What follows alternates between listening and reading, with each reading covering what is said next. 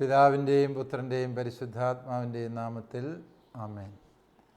പ്രിയമുള്ളവരെ, ഇന്നത്തെ തിയോളജിയ ക്ലാസ്സിലേക്ക് നിങ്ങളേവരെയും ഹൃദയപൂർവ്വം സ്വാഗതം ചെയ്യുന്നു. കഴിഞ്ഞ ക്ലാസ്സിൽ പഠിച്ചതിൻ്റെ തുടർച്ചയായിട്ട് സഭാവിജ്ഞാനീയമാണ് നമ്മൾ ഇന്ന് പഠിക്കുക. തിരുസഭ എന്ന ആ വലിയ രഹസ്യത്തെ, ക്രിസ്തുവിനെ ലോകത്തിന് വെളിപ്പെടുത്തുന്ന കൂദാശയായ സഭയെ മനസ്സിലാക്കാൻ വേണ്ടി നാം ശ്രമിക്കുകയായിരുന്നു. സഭ ദൈവരാജ്യത്തിൻ്റെ ശുശ്രൂഷകയാണ് എന്ന വസ്തുത കഴിഞ്ഞ ക്ലാസ്സിൽ നാം പഠിച്ച യാഥാർത്ഥ്യമാണ്. തിരുസഭ ദൈവരാജ്യം ആകുന്ന ഈശോയുടെ ലക്ഷ്യം സാക്ഷാത്കരിക്കാൻ, ശുശ്രൂഷ ചെയ്യാൻ നിയോഗിക്കപ്പെട്ടവളാണ്. ഈശോ തന്നെ പറഞ്ഞൊരു ഉപമയിലെ ഈ ആശയം വളരെ വ്യക്തമാണ്. അല്പം പുളിമാവ് മുഴുവൻ മാവിനെയും പുളിപ്പിക്കുന്നു. സഭ എന്ന് പറയുന്നത് നമുക്കറിയാം, ലോകത്ത് 700 കോടി മനുഷ്യരെന്നുള്ളതിൽ സഭയിലെ അംഗങ്ങൾ എന്ന് പറഞ്ഞാൽ അതിൻ്റെ 4/1 5/1 ഉള്ളൂ എന്ന് നമുക്കറിയാം. ഇത്രയും ചെറുതായ സഭയ്ക്ക് ലോകമാകുന്ന മുഴുവൻ മാവിനെയും പുളിപ്പിക്കാനുള്ള കഴിവുണ്ട്. അല്ലെങ്കിൽ അതാണ് സഭയെക്കുറിച്ചുള്ള ദൈവത്തിൻ്റെ ലക്ഷ്യം എന്ന് നാം തിരിച്ചറിയണം.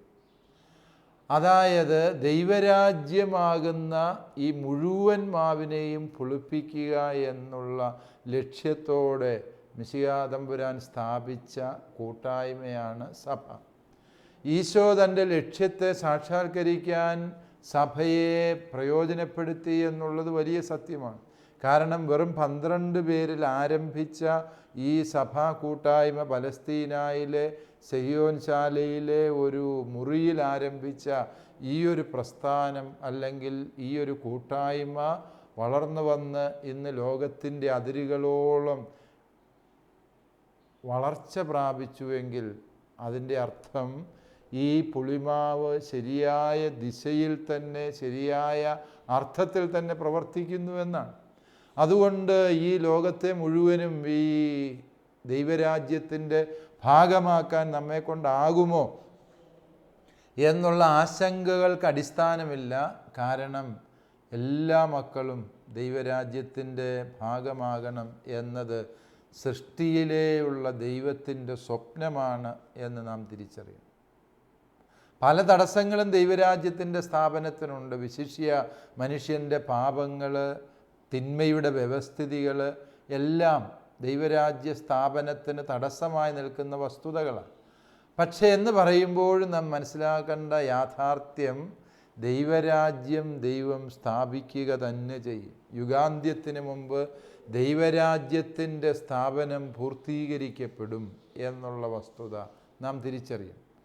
ഈ ദൈവരാജ്യത്തിൻ്റെ ഭാഗമായി സഭയെ മനസ്സിലാക്കുമ്പോൾ ഇന്നത്തെ ക്ലാസ്സിൽ നാം പ്രധാനമായും ചർച്ച ചെയ്യുക ഇതര മതസ്ഥരോടുള്ള സഭയുടെ സമീപനം എന്താണ്. അഥവാ രണ്ടാം വത്തിക്കാൻ കൗൺസിലിൻ്റെ ദർശനത്തിൽ ഇതര മതങ്ങളോടുള്ള സഭയുടെ കാഴ്ചപ്പാട് എപ്രകാരമാണ്, അല്ലെ ആയിരിക്കണം എന്നുള്ളതാണ് നമ്മളുടെ ഇന്നത്തെ ചർച്ചാ വിഷയം. നമുക്കറിയാം, നമ്മുടെ ഭാരതം പോലെയുള്ള ഒരു രാജ്യത്ത്, ഈ രാജ്യത്ത് ക്രിസ്ത്യാനികൾ എന്ന് പറയുന്നത് കേവലം 2.6% മാത്രമാണ് എന്ന് നമുക്കറിയാം. 2011 സെൻസസ് റിപ്പോർട്ടുകളുടെ കണക്കുകൾ അടുത്ത കാലത്ത് പുറത്തു വന്നത് നമ്മൾ മനസ്സിലാക്കി. ഭാരതത്തിൻ്റെ ജനസംഖ്യയിൽ 80.5% ഹൈന്ദവ സഹോദരങ്ങളാണ് എങ്കിൽ 14.6% മുസ്ലിം സഹോദരങ്ങളാണ്. ക്രൈസ്തവർ 2.6%. ബാക്കി മതങ്ങൾ, ജൈനമതം, ബുദ്ധമതം, പാഴ്സികൾ, സൊറാസ്ട്രിയർ, ഇവരൊക്കെ 1% താഴെ അംഗസംഖ്യ ഉള്ള മതങ്ങളാണ്. വാസ്തവത്തിൽ ഈ മതങ്ങൾ ഇത്രയും ബഹുത പുലർത്തുന്ന ഒരു രാജ്യം വേറെ ഉണ്ടോ എന്ന് സംശയം. അതുകൊണ്ടാണ് ഭാരതം മതേതര രാഷ്ട്രമായി. ഇവിടെ ഭൂരിപക്ഷ സമുദായത്തിനും ന്യൂനപക്ഷ സമുദായങ്ങൾക്കും എല്ലാം തുല്യ അവകാശത്തോടെ ജീവിക്കാനുള്ള സാഹചര്യവും സൗകര്യവും ഒരുക്കണമെന്ന് ഭാരതത്തിൻ്റെ ഭരണഘടനാ ശില്പികൾ വിഭാവനം ചെയ്തിരുന്നു എന്നത് സത്യമാണ്. അത് ഈ രാജ്യത്തിൻ്റെ ഒരു പുണ്യമാണ്. ഈ രാജ്യം ഇവിടുത്തെ എല്ലാ മതങ്ങളോടും പുലർത്തുന്ന സമഭാവനയുടെ ദർശനം അത് അത്ഭുതാവഹമായ ഒരു ദർശനം തന്നെ. ഏതാണെങ്കിലും അപ്രകാരമുള്ള ഒരു സമൂഹത്തിൽ ജീവിക്കുമ്പോൾ ഇതര മതങ്ങളെ അവഗണിച്ചുകൊണ്ട്, അല്ലെങ്കിൽ ഇതര മതങ്ങളുടെ കാഴ്ചപ്പാടുകൾ, വിശ്വാസ സംഹിതകൾ അവഗണിച്ചുകൊണ്ട് ന്യൂനപക്ഷമായ ക്രൈസ്തവർക്ക് ഇവിടെ ഒരു ദൈവശാസ്ത്ര സമീപനം സ്വീകരിക്കാനാകുമോ എന്നത് പ്രസക്തമായ ചോദ്യം. നാം ജീവിക്കുന്ന സമൂഹത്തിൽ ഇതര മതങ്ങളുമായുള്ള നിരന്തരമായ ഇടപെടലുകളുണ്ട്.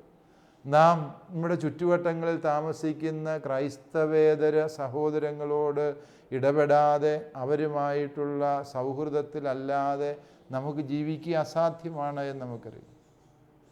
പലപ്പോഴും ഈ മതങ്ങളിൽ ഇടകലർന്ന് ജീവിക്കുമ്പോൾ ആ മതത്തിൻ്റെ ആചാരങ്ങളിൽ, അനുഷ്ഠാനങ്ങളിൽ നമ്മളും പങ്കുചേരാൻ ഇടവരാറുണ്ട്. അതൊരു സാമൂഹിക പ്രതിഭാസം എന്ന നിലയിൽ അതിൽ പങ്കുചേരേണ്ടി വരും. അവരുടെ വിവാഹാഘോഷങ്ങളിലാകാം, അവരുടെ ഉത്സവങ്ങളിലാകാം, അവരുടെ പരിപാടികളിലാകാം ക്രൈസ്തവൻ പങ്കുചേരേണ്ട സാഹചര്യമുണ്ട്. ഇത്തരം സന്ദർഭങ്ങളിൽ ക്രൈസ്തവർ പുലർത്തേണ്ട മനോഭാവം എന്താ? ഇതര മതസ്ഥരുടെ രക്ഷയെക്കുറിച്ച് സഭയ്ക്ക് എന്താണ് പറയാനുള്ളത്? മാമോദീസ സ്വീകരിക്കാത്തവർ രക്ഷ പ്രാപിക്കുമോ? രണ്ടാം വത്തിക്കാൻ കൗൺസിലിന് മുമ്പായിരുന്നെങ്കിൽ സന്ദേഹമേതുമില്ലാതെ എല്ലാവരും പറയുമായിരുന്നു, മാമോദീസ വഴി തിരുസഭയിൽ അംഗത്വം സ്വീകരിച്ചവർക്ക് മാത്രമാണ് രക്ഷ, ബാക്കി ആർക്കും രക്ഷയില്ല എന്നുള്ള ഒരു നിലപാട് വളരെ കർക്കശമായി. എന്നാൽ ഇന്ന് സഭയുടെ നിലപാട് വ്യത്യസ്തമാണ് എന്ന് നമുക്കറിയാം. സഭയുടെ നിലപാട് വളരെ വ്യക്തമാണ്. തിരുസഭയ്ക്ക് പുറമേ രക്ഷയുണ്ട് എന്ന കാര്യം തിരുസഭ അംഗീകരിക്കുന്ന സത്യമാണ്. എന്നാൽ ക്രിസ്തുവിന് പുറമേ രക്ഷയില്ല എന്നുള്ള അടിസ്ഥാന തത്വത്തിൽ വിട്ടുവീഴ്ച രണ്ടാം വത്തിക്കാൻ കൗൺസിൽ ചെയ്യുന്നില്ല എന്നുകൂടി ഇതിനോട് ചേർത്ത് വായിക്കണം. ഇതര മതസ്ഥർ രക്ഷ പ്രാപിക്കുമോ എന്ന് ചോദിച്ചാൽ, രക്ഷ ദൈവത്തിൻ്റെ ദാനമാണ്. ദൈവം ആർക്കെല്ലാം രക്ഷ പ്രദാനം ചെയ്യുന്നു എന്നുള്ളത് തീരുമാനിക്കുന്നത് ദൈവമാണ്, നമ്മളല്ല.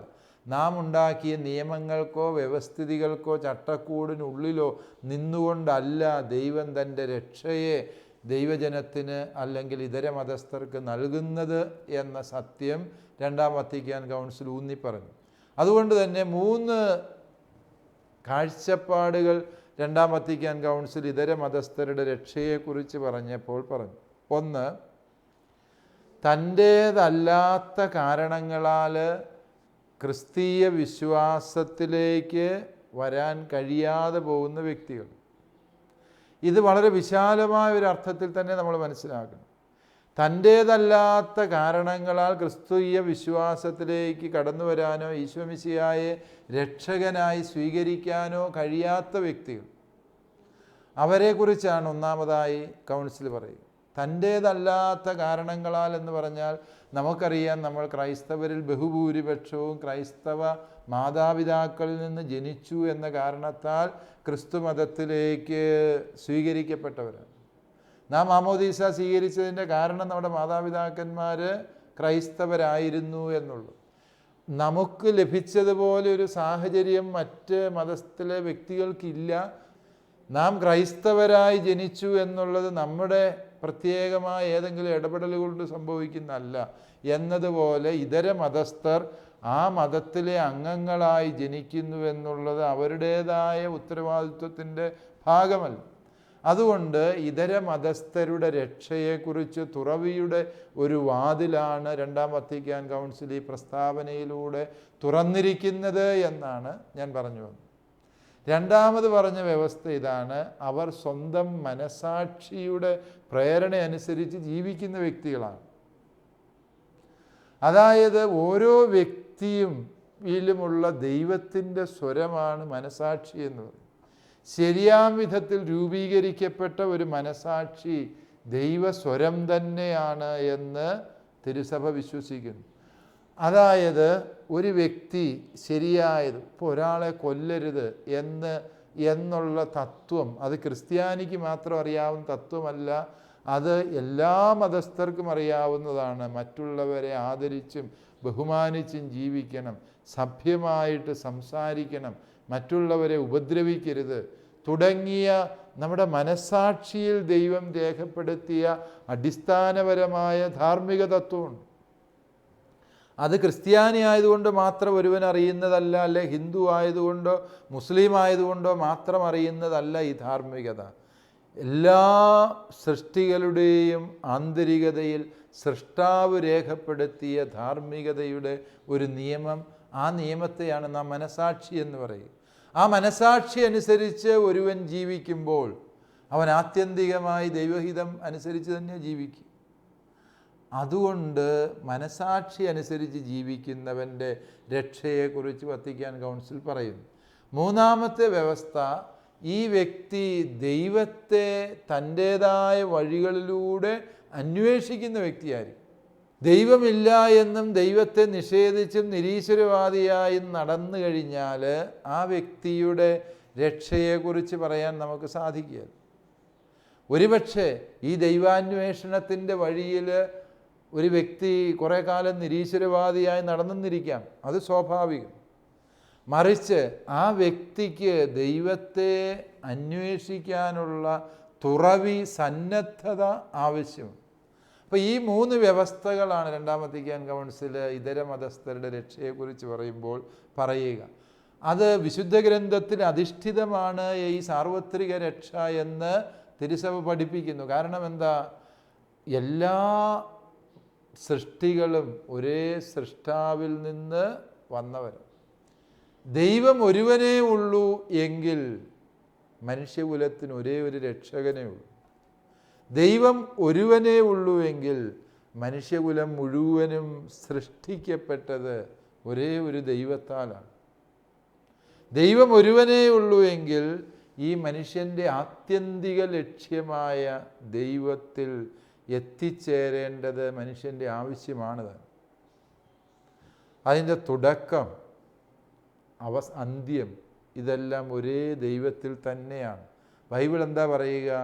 ദൈവം തൻ്റെ ഛായയിലും സാദൃശ്യത്തിലും മനുഷ്യനെ സൃഷ്ടിച്ചു. എന്താ പറഞ്ഞതിൻ്റെ അർത്ഥം? ദൈവത്തിൻ്റെ ഛായയിൽ സൃഷ്ടിക്കപ്പെട്ടത് യഹൂദനാണെന്നല്ല ബൈബിൾ പറയുക. പഴയ നിയമത്തിൽ യഹൂദ ബൈബിൾ പറയുന്നത് ദൈവം തൻ്റെ ഛായയിൽ സാദൃശ്യത്തിൽ മനുഷ്യനെ സൃഷ്ടിച്ചു എന്നാണ്. ബൈബിൾ പറയുന്നത് ദൈവം തൻ്റെ ഛായയിൽ സാദൃശ്യത്തിൽ ക്രിസ്ത്യാനിയെ സൃഷ്ടിച്ചു എന്നല്ല. അതുകൊണ്ട് ബൈബിൾ തരുന്ന അടിസ്ഥാന ചിന്ത എന്താ? മനുഷ്യ അസ്തിത്വം ലഭിച്ച ഓരോ വ്യക്തിയോടും സൃഷ്ടാവായ ദൈവത്തിന് പിതൃതുല്യമായ ഒരു ബന്ധമുണ്ട് എന്ന്. അതുകൊണ്ട് സൃഷ്ടിക്കപ്പെട്ട എല്ലാ മനുഷ്യരോടും ദൈവത്തിനൊരു ബന്ധമുണ്ട്. ക്രിസ്ത്യാനിയോടുള്ള ബന്ധം അല്ലെങ്കിൽ യൂതനോടുള്ള ബന്ധം പോലെ ദൈവത്തിന് സൃഷ്ടികളോടെല്ലാം ഉള്ള ബന്ധം അനിഷേധ്യമായ ബന്ധമാണ്. ഏകദൈവ വിശ്വാസികൾ അംഗീകരിക്കേണ്ട സത്യം എന്താ? എന്നെ സൃഷ്ടിച്ച ദൈവം തന്നെയാണ് ഹൈന്ദവരായ എൻ്റെ സഹോദരങ്ങളെ സൃഷ്ടിച്ചത്, മുസ്ലിങ്ങളായ എൻ്റെ സഹോദരങ്ങളെ സൃഷ്ടിച്ചത്, സിഖുകാരെയും പാഴ്സികളെയും സൃഷ്ടിച്ചത് എൻ്റെ സൃഷ്ടാവ് തന്നെയാണ്. അതുകൊണ്ട് അവരെനിക്ക് സഹോദരങ്ങളാണ്. ബൈബിളിൻ്റെ വിശാലമായ ഈ ഒരു കാഴ്ചപ്പാടിനെ നമ്മൾ സങ്കുചിതവൽക്കരിക്കരുത്, നിസ്സാരവൽക്കരിക്കരുത്. അങ്ങനെ ചെയ്യുമ്പോൾ ബൈബിളിനോട് നമ്മൾ അന്യായം പ്രവർത്തിക്കുന്നു.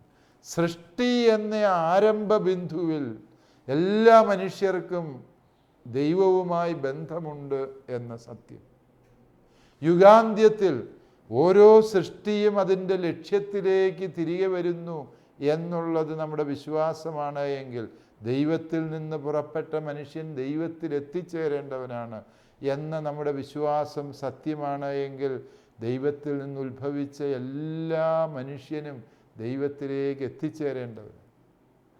അതിനിടയിൽ സംഭവിച്ചതാണ് മനുഷ്യൻ്റെ പാപം, വീഴ്ച, അതുവഴിയുണ്ടായ പരാജയങ്ങൾ. തൻ്റെ ഏകജാതനെ അയച്ച് ദൈവം മനുഷ്യനെ വീണ്ടെടുത്തത്. വീണ്ടെടുപ്പിന് വേണ്ടി ഈശോ മിശിഹ ഈ ഭൂമിയിൽ വന്നപ്പോൾ അവിടുന്ന് തന്നെ വിളിച്ചത് എന്താണ്? മനുഷ്യപുത്രൻ എന്നാണ് വിളിച്ചത്. ഈശോ മിശിഹ ക്രിസ്ത്യാനിയായിരുന്നില്ല. ഈശോ മിശിഹ മതപരമായി യഹൂദനായിരുന്നു എന്നുള്ളത് സത്യം. പക്ഷേ അവിടുന്ന് യഹൂദ മതത്തിൻ്റെ പരിമിതിക്കുള്ളിൽ നിന്ന വ്യക്തിയായിരുന്നില്ല. തന്നെ ഒരു യൂതനായി പരിചയപ്പെടുത്താൻ ഈശോ ഒരിക്കലും ആഗ്രഹിച്ചില്ല.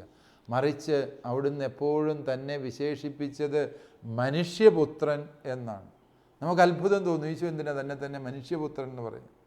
മനുഷ്യപുത്രൻ എന്ന് അവിടുന്ന് തന്നെ വിശേഷിപ്പിക്കുന്നതിൻ്റെ അർത്ഥം മനുഷ്യകുലത്തിൻ്റെ മുഴുവനും രക്ഷയ്ക്ക് വേണ്ടിയാണ് അവിടുന്ന് വന്നത്. അവിടുന്ന് മനുഷ്യനായിട്ടാണ് അവതരിച്ചത്. ക്രിസ്ത്യാനിയായിട്ടോ യൂതനായിട്ടോ ഏതെങ്കിലും ഒരു മതവിശ്വാസിയായിട്ടല്ല ഈശോ അവതരിച്ചത് എന്ന് പറയുമ്പോൾ ഈശോയിലൂടെ കൈവരുന്ന രക്ഷ സകല മനുഷ്യർക്കും സംലഭ്യമാകേണ്ടതാണ് എന്ന് ദൈവം ആഗ്രഹിക്കുന്നു. ഈശോയെ കരങ്ങളിലെടുത്ത് പരിശുദ്ധനായ ശമയോൻ പരിശുദ്ധാരൂപിയാൽ പ്രേരിതനായി പറഞ്ഞു എന്ന് ലൂക്കാ സുവിശേഷകൻ എഴുതി വെച്ച വാചകം ഇതാണ്: ഇതാ സകല ജനത്തിനുമായി ദൈവമേ അങ്ങൊരുക്കിയ രക്ഷ എൻ്റെ കണ്ണ് കണ്ടു കഴിഞ്ഞു. സകല ജനത്തിനും വേണ്ടി ദൈവം ഒരുക്കിയ രക്ഷ അത് ഈശോ മിശിഹായാണ്. അതുകൊണ്ട് പ്രിയപ്പെട്ടവരെ, ഈ സാർവത്രികമായ രക്ഷ എന്ന ആശയത്തെ ആരും തിന്മയായി കരുതരുത്. അപ്പോൾ ന്യായമായ ഒരു സംശയം മനുഷ്യനുണ്ടാകാം, അങ്ങനെയെങ്കിൽ പിന്നെന്തിനാണ് മാമോദീസ സ്വീകരിച്ച് തിരുസഭയിൽ അംഗമാകുന്നത്? ക്രിസ്ത്യാനിയായിരിക്കുന്നതിൻ്റെ അർത്ഥം എന്ത്? അത് അർത്ഥമുള്ള വസ്തുത തന്നെയാണ്. ഇതര മതസ്ഥരുടെ രക്ഷ ഈശോ മിശിഹായിലൂടെയാണ് എന്ന കാര്യത്തിൽ നമുക്കൊരു തർക്കവുമില്ല. ആ കാര്യത്തിൽ ഒരു തർക്കവും സഭയ്ക്കില്ല. വിശ്വാസികളായ മാമോദീസ സ്വീകരിച്ച് ക്രൈസ്തവരായ നമുക്ക് കൗദാശികമായി ലഭിക്കുന്ന വരപ്രസാദം അത് കുരിശിലെ ഈശോയുടെ ബലിയിലൂടെ മനുഷ്യകുലത്തിന് വേണ്ടി ദൈവമൊരുക്കിയ വരപ്രസാദമാണ്. ആ വരപ്രസാദം നമുക്ക് കൂദാശകളിലൂടെ ലഭിക്കുന്നു. മാമോദീസ സ്വീകരിക്കുമ്പോൾ, സ്ഥൈര്യലേപനം സ്വീകരിക്കുമ്പോൾ, കുമ്പസാരിക്കുമ്പോൾ, വിശുദ്ധ കുർബാന സ്വീകരിക്കുമ്പോൾ, രോഗീലേപനം സ്വീകരിക്കുമ്പോൾ, വിവാഹം എന്ന കൂദാശ സ്വീകരിക്കുമ്പോൾ, തിരുപ്പട്ടം സ്വീകരിക്കുമ്പോഴൊക്കെ നമുക്ക് കുരിശിലെ ബലിയുടെ വരപ്രസാദമാണ് നമ്മിലേക്ക് ഒഴുകിയെത്തുന്നത്. കുരിശിലെ ബലിയിലെ വരപ്രസാദം ദൈവമായ കർത്താവ് നമുക്ക് കൂദാശകളിലൂടെ തരുമ്പോൾ ഇതര മതസ്ഥർക്ക് ദൈവത്തിന് മാത്രം അറിയാവുന്ന വഴികളിലൂടെ ദൈവം നൽകുന്നു എന്നാണ് രണ്ടാം വത്തിക്കാൻ കൗൺസിൽ പഠിപ്പിക്കുക. ദൈവത്തിന് മാത്രം അറിയാവുന്ന വഴികളിലൂടെ ദൈവം നൽകുന്നു എന്ന് പറയുമ്പോൾ ഉദ്ദേശിക്കുന്ന എന്താണ്? ഈ കുരിശിലെ ബലിയുടെ വരപ്രസാദത്താലാണ് എല്ലാ മനുഷ്യരും രക്ഷ പ്രാപിച്ചിരിക്കുന്നത്. മറ്റൊരു ഭാഷയിൽ പറഞ്ഞാൽ, സ്വന്തം മനസാക്ഷി അനുസരിച്ച് ദൈവത്തെ അന്വേഷിച്ച് സത്യാന്വേഷണത്തിൻ്റെ വഴിയെ നടക്കുന്ന എല്ലാ മനുഷ്യരും ദൈവിക വരപ്രസാദത്തിൽ തന്നെയാണ് എന്നും ആ വരപ്രസാദം കുരിശിലെ ബലിയിലൂടെ സംജാതമായ വരപ്രസാദമാണ്. അവരത് അറിഞ്ഞാലും അറിഞ്ഞില്ലേലും അംഗീകരിച്ചാലും അംഗീകരിച്ചില്ലെങ്കിലും സത്യം അതാണ് എന്നാണ് സഭയുടെ പ്രബോധനം. എന്തുകൊണ്ടാണ് മറ്റ് മതസ്ഥർ ഇത് അംഗീകരിക്കാത്തത്? ന്യായമായൊരു ചോദ്യം. എന്തുകൊണ്ടാണ് മറ്റ് മതസ്ഥർ ഈ ഏകരക്ഷകനെയും ആ രക്ഷയുടെ വരപ്രസാദത്തെയും അംഗീകരിക്കാത്തത്? അതിന് കുറ്റക്കാർ മറ്റ് മതസ്ഥരല്ല, വിശ്വാസികളായ നാം തന്നെയാണ് എന്നാണ് സഭ കണ്ടെത്തുന്നത്.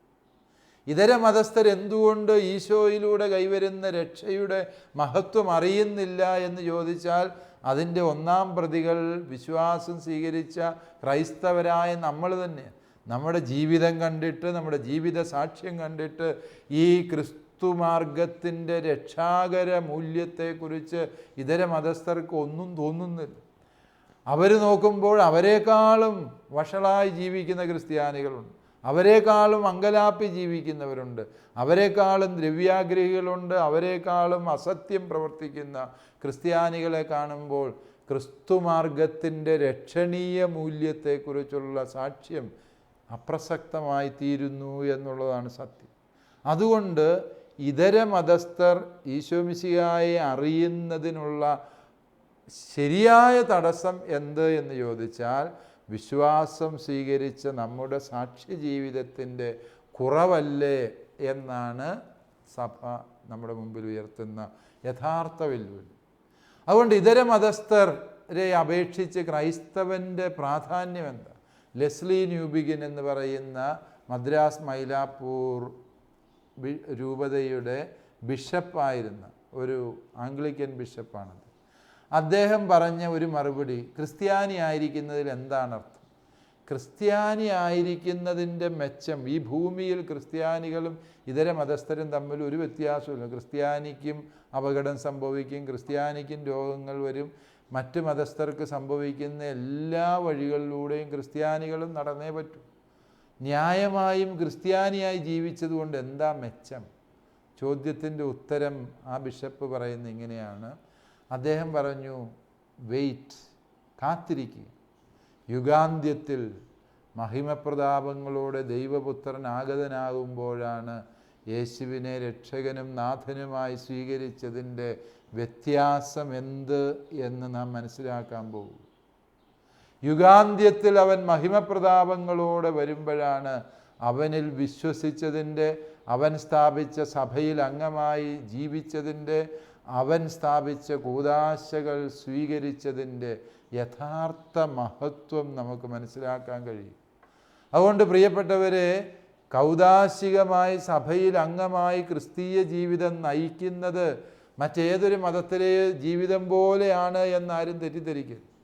ഇതര മതസ്ഥർക്ക് രക്ഷയുടെ വഴി ദൈവം തുറന്നു കൊടുക്കുന്നുണ്ട് എന്ന് പറയുമ്പോൾ രക്ഷയുടെ ഏറ്റവും സുനിശ്ചിതവും ഏറ്റവും ഉറപ്പുള്ളതുമായ ക്രിസ്തുമാർഗത്തിൻ്റെ പ്രാധാന്യം കുറഞ്ഞു എന്ന് തെറ്റിദ്ധരിക്കാൻ നമുക്കിടവരരുത്. എന്നെ കാണുന്നവൻ പിതാവിനെ കാണുന്നു, വഴിയും സത്യവും ജീവനും ഞാനാണ്, എന്നിലൂടെ അല്ലാതെ ആരും പിതാവിൻ്റെ പക്കലേക്ക് വരുന്നില്ല. പിതാവിൻ്റെ പക്കലേക്ക്, സ്വർഗത്തിലേക്ക്, നിത്യജീവനിലേക്ക് പ്രവേശിക്കാനുള്ള ഏക മാർഗം യേശുമിശിഹ മാത്രം. ആ മാർഗത്തിലൂടെ നിത്യജീവനിൽ പ്രവേശിക്കാൻ നമുക്ക് ഏറ്റവും ഉറപ്പുള്ള സുനിശ്ചിതമായ സഭയുടെ മാർഗം ദൈവം തുറന്നു തന്നിരിക്കുന്നു. എന്നാൽ തങ്ങളുടേതല്ലാത്ത കാരണങ്ങളാൽ ഈ വിശ്വാസത്തെ അറിയാനും അനുഭവിക്കാനും ഭാഗ്യം കിട്ടാത്തവരും, സ്വന്തം മനസാക്ഷിയുടെ പ്രേരണയ്ക്കനുസരിച്ച് ജീവിക്കുന്നവരും, ദൈവത്തെ സത്യസന്ധതയോടെ അന്വേഷിക്കുന്നവരുമായ വ്യക്തികൾക്ക് കുരിശിലെ ബലിയുടെ വരപ്രസാദം ദൈവം നൽകുന്നു എന്ന് സഭ പഠിപ്പിക്കുമ്പോൾ, പ്രിയപ്പെട്ടവർ, ഇത് രണ്ടും തമ്മിലുള്ള വ്യത്യാസം നാം ശരിയാം വിധത്തിൽ തിരിച്ചറിയണം. ഇതര മതസ്ഥര് രക്ഷയ്ക്ക് യോഗ്യരാണ്, അർഹതയുള്ളവരാണ് എന്ന് പറയുമ്പോൾ ക്രിസ്തുമാർഗത്തിൻ്റെ പ്രസക്തി മറ്റേതൊരു മതവും പോലെയാണ് എന്ന ഒരു ആപേക്ഷികതാവാദത്തിലേക്ക് എത്തിപ്പെടാതിരിക്കാൻ നാം എപ്പോഴും ശ്രദ്ധിക്കേണ്ടതുണ്ട്. ചിലരൊക്കെ തെറ്റിദ്ധാരണ മൂലം പറയാറുണ്ട്, ക്രിസ്ത്യാനിയാകുന്നതിൽ വലിയ ഗുണമൊന്നുമില്ല, മനസാക്ഷി അനുസരിച്ച് ജീവിച്ചാൽ മതി എന്നാണ് രണ്ടാം വത്തിക്കാൻ കൗൺസിൽ പഠിപ്പിക്കുന്നത്. അല്ല, ക്രിസ്തുമാർഗത്തിലേക്കുള്ള വിളി നിനക്ക് ലഭിച്ചു കഴിഞ്ഞാൽ പിതാവിൻ്റെ ആകർഷണം കൂടാതെ ആർക്കും ഈ ക്രിസ്തുമാർഗത്തിൽ വരാനാവില്ല എന്ന് ഈശോ പറഞ്ഞു. അപ്രകാരം പിതാവായ ദൈവത്തിൻ്റെ ആകർഷണം ലഭിച്ച് ഈശോയെ രക്ഷകനും നാഥനുമായി ഹൃദയത്തിൽ വിശ്വസിച്ച് അധരം കൊണ്ട് ഏറ്റുപറഞ്ഞ് തിരുസഭയിൽ കൗദാശിക വരപ്രസാദത്തിൽ ജീവിക്കാൻ കൃപ കിട്ടിയ വ്യക്തിക്ക് രക്ഷയുടെ ഏക മാർഗം ഈ സഭ തന്നെയാണ്. എന്നാൽ തങ്ങളുടേതല്ലാത്ത കാരണത്താൽ ഇപ്രകാരം ഒരു കൃപ കിട്ടാത്ത വ്യക്തികളുടെ രക്ഷയെക്കുറിച്ചാണ് രണ്ടാം വത്തിക്കാൻ കൗൺസിൽ പഠിപ്പിക്കുക. ഇത് രണ്ടും ഒരുപോലെയാണ് എന്ന് വ്യാഖ്യാനിച്ച് ക്രിസ്തുമാർഗത്തെ അപ്രസക്തമാക്കുന്ന ദൈവശാസ്ത്ര വിചിന്തനങ്ങൾ ശക്തിപ്പെട്ടു വരുന്നുണ്ട്. അത് അപകടകരമായ ഒരു സമീപനമാണ് എന്ന് നാം തിരിച്ചറിയണം. അതുകൊണ്ട് പ്രിയപ്പെട്ടവരെ, സുവിശേഷം നമുക്ക് തരുന്ന വലിയ സാധ്യത എന്താണ്? എല്ലാ മനുഷ്യരും ഏകദൈവത്തിൻ്റെ മക്കളാണ്. എല്ലാ മനുഷ്യരും ചെന്നെത്തേണ്ടത് ഈ ഏകസത്യ ദൈവത്തിലാണ്. വിവിധ മതങ്ങളിൽ സാംസ്കാരികവും രാഷ്ട്രീയവും മതപരവുമായ കാരണങ്ങളാൽ വ്യത്യസ്ത വിഭാഗങ്ങളായി പോയവർക്ക് ദൈവം രക്ഷ ഈശോമിശിഹായിലൂടെ നൽകുന്നു.